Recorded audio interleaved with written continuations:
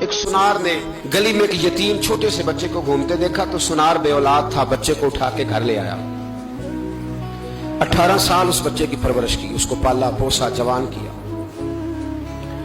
سنار کے پاس وہ دکان پہ چلا جاتا، وہ کئی دفعہ دکان پہ رہتا، کئی دفعہ گھر میں رہتا۔ ایک دفعہ وہ دکان پہ تھا، بچہ گھر تھا، 18 سال کا جوان۔ اس کی بیوی اکیلی تھی، وہ جس نے ماں بن کے پالا تھا اس نے اسی پہ حملہ کر دیا، اس کا بازو بری نیت سے تھاما۔ بیوی چیخی، تھوڑی دیر گزری تو وہ نوجوان پیروں میں بیٹھ گیا، کہنے لگا ماں پتہ نہیں مجھے کیا ہوا۔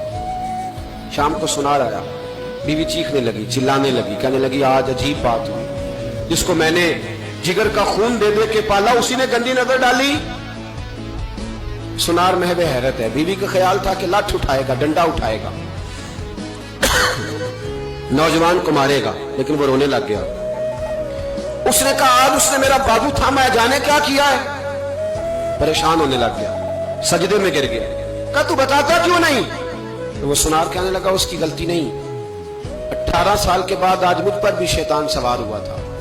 ایک عورت آئی تھی، وہ اپنے بازوؤں میں چوڑیاں پہننا چاہتی تھی تو میں نے بھی گندی نظر سے ہاتھ ڈالا تھا، رب کریم نے مجھے فوراً اس کی سزا دی۔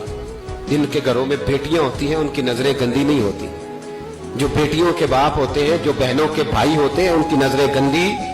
اور اگر تو ٹیلی فون کرتا ہے، تو کسی عورت کے ساتھ تعلق رکھتا ہے تو یہ بات لکھ لے، امام فخر الدین رازی 1، علامہ اسماعیل حقی 2، ملا جلال الدین رومی 3، امام خازن 4، امام جلال الدین سیوطی 5 حدیث کے استاد اور محدث لکھتے ہیں کہ اگر تو کسی پر گندی نظر ڈالے گا تو تیرا گھر بچ سکتا، یاد رکھ نہیں بچے گا، اس لیے کہ تیری نظر کسی کی بیٹی کو بیٹی سمجھ تاکہ تیری بچی کا پردہ قائم رہے، کسی کی بہن کو یہ کیا بات ہوئی کہ تو جتنا مرضی گند معاشرے میں پھیلاتا رہے تیرا گھر بچا رہے، یہ کیسے ہو سکتا ہے؟ فَإِنَّ لَهُ مَعِيشَةً ضَنْكَ، اللہ فرماتا ہے زندگی تنگ ہو جائے گی تیرے لیے مشکل، تو ڈھونڈتا پھرے گا کہ میں مرنے کو جگہ تلاش کروں۔